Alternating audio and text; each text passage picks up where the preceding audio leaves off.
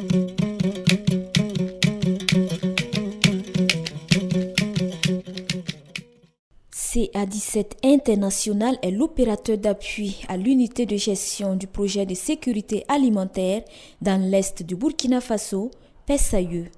Il a pour mandat spécifique de contribuer à l'atteinte des objectifs du projet par la mise à disposition de l'IGP d'une équipe en appui direct méthodologique et technique dans une logique d'assistance technique, transfert de compétences. Dans le cadre de cet appui, une mission de CA17 International séjourne à Ouagadougou depuis le 18 janvier 2021.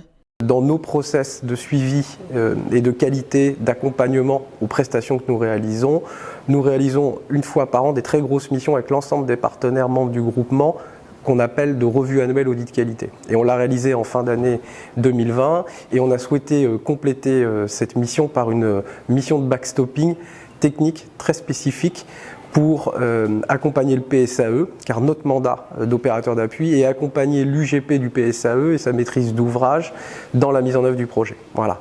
Et donc on est là particulièrement sur l'ensemble des sujets, des projections techniques, financières, pour arriver à une clôture du projet dans de bonnes conditions.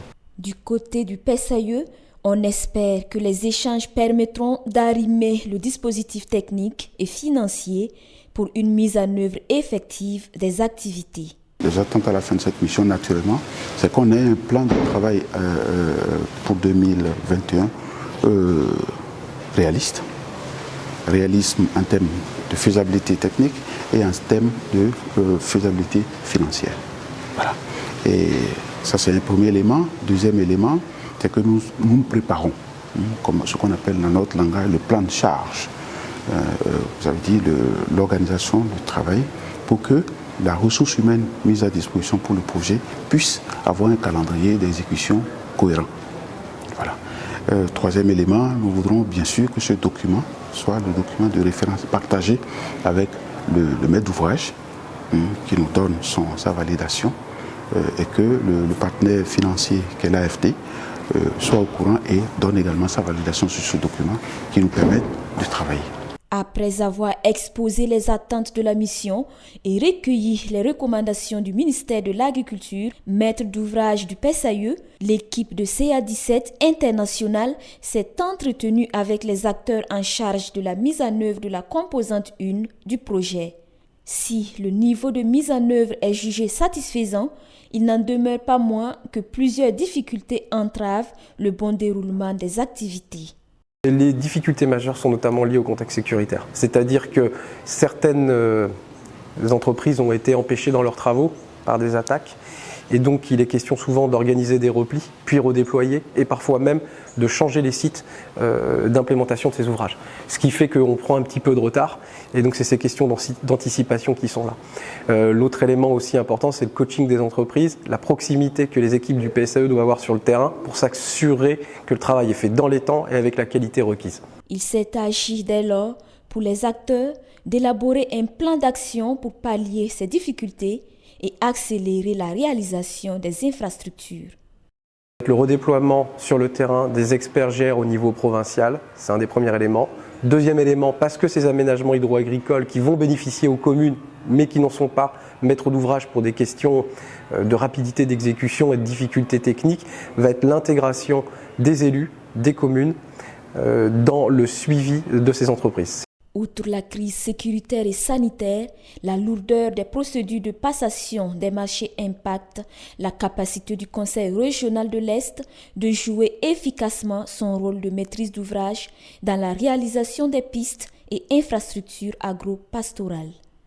C'est ce qui ressort des échanges entre la mission, l'Agence d'appui au développement des collectivités territoriales ADCT, ex-FPDCT, le Conseil régional de l'Est et du PSAE. Avec plus d'1 milliard de francs CFA à absorber avant la clôture du projet, soit le 31 décembre 2021, la situation commande l'élaboration d'un plan d'urgence. Ainsi, des recommandations ont été formulées afin de permettre au Conseil régional de l'Est de s'adapter au contexte.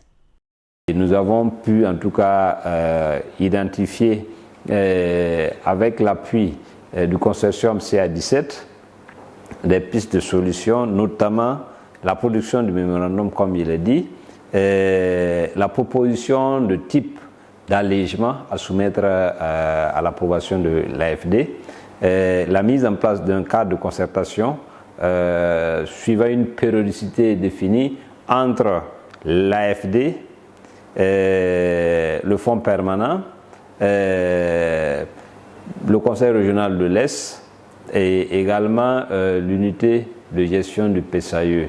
Cela va nous permettre d'avoir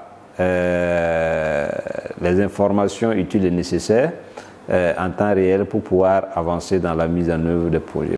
Après avoir réalisé une situation de référence au cours de la période 2018-2019, le PSAE a initié un sondage afin de rendre visibles les actions entreprises en ressortant le niveau de performance des interventions dans l'amélioration des conditions de vie des populations de la région de l'Est à travers le développement de leur capacité de résilience face aux changements climatiques et aux aléas économiques. Le PSAE a profité de la présence de l'équipe de CA17 internationale pour présenter les résultats du sondage. Et le moins qu'on puisse dire est que malgré la situation sécuritaire, l'heure est à l'optimisme. Malgré le contexte sécuritaire, nous avançons bien et que nous pensons que nos cibles seront atteintes parce que vu l'évolution des choses pour ce qui concerne les aménagements hydro-agricoles, nous savons que courant le premier trimestre de 2021, nous allons atteindre les cibles. Également au niveau de la fonctionnalité, la mise en valeur, et dès que les aménagements sont achevés, la mise en valeur pour la campagne 2021-2022 pourra voir le jour et on pourra appuyer les producteurs en intrants et équipements pour les différentes mises à jour. Pour ce qui concerne le volet foncier, nous voyons que actuellement, on a 5 SAT foncières qui sont en cours d'élaboration et courant tout au plus le 31 mai, ces 5 SAT foncières seront finalisées et on pourra en tout cas les capitaliser.